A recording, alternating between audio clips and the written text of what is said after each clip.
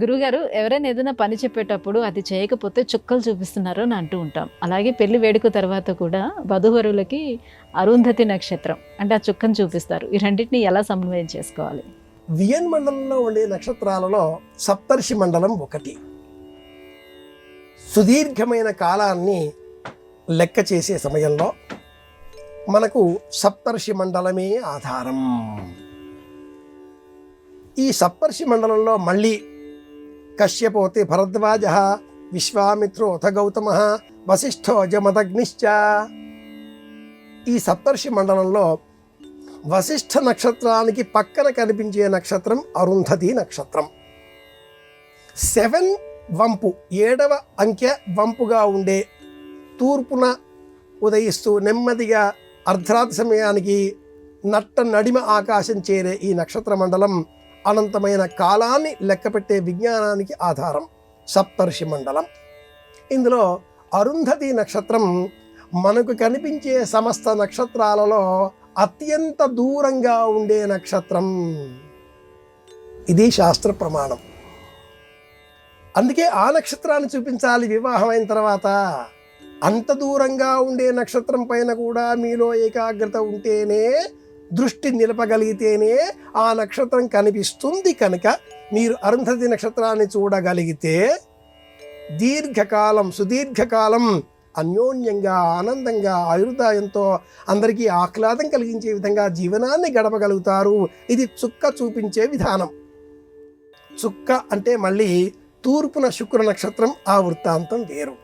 చుక్కలు చూపించడం అన్న ప్రామాణికమైన వాక్యం కాస్త నేటి కాలంలో ఒక సామెతగా మారడంలో, చెప్పిన పని చేయకపోతే అబ్బబ్బా వీడు నాకు చుక్కలు చూపిస్తున్నాడే అంటారు.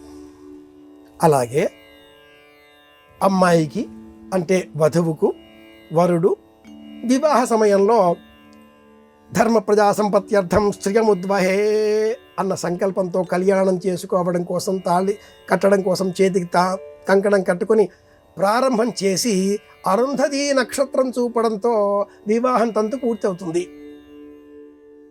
ఒక్క చుక్క అరుంధతి చుక్క అమ్మాయికి పెళ్లిలో చూపిస్తే అది మొదలుగా ఆజీవన పర్యంతం ఆ అమ్మాయి ఈ అబ్బాయికి అనుక్షణం చుక్కలు చూపిస్తూనే ఉంటుంది. ఇది లోకంలో వ్యవహారంలో ఉన్న మాట.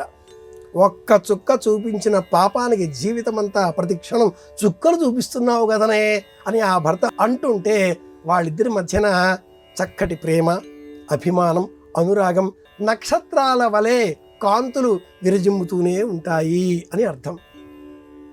యత్పుణ్యం నక్షత్రం తద్వత్కుర్వీతోపవ్యుషం అని మంత్రం, వేద ప్రమాణం ఇది. చిన్న చిన్న తగవులు పెట్టుకుంటూ, మాటలలో గొడవలు తెచ్చుకుంటూ, మరుక్షణంలో గొడవలు మర్చిపోయి మళ్ళీ నవ్వేస్తూ ఇలా జీవితాన్ని కొనసాగించడమే సంసారం. ఇరువురి మధ్యన ఏ గొడవలు లేవు, పొరపక్షాలు లేవు. 25 ఏళ్లుగా ఒక్క మాట ఒకరిని ఒకరు అనుకోలేదు. అన్యోన్యంగా ఎప్పుడూ నవ్వుతూనే జీవితాన్ని గడిపారు. ఇది అబద్ధం. ఇద్దరు నటిస్తున్నారు అని అర్థం. నవ్వాలి, గొడవలు పెట్టుకోవాలి, మాట అనుకోవాలి. అలా అనుకుంటూనే మళ్ళీ నవ్వేయాలి వెంటనే, నక్షత్రాల వలె. ఇది జీవితం, ఇది నక్షత్రం, ఇది చుక్కలు చూపే మాట.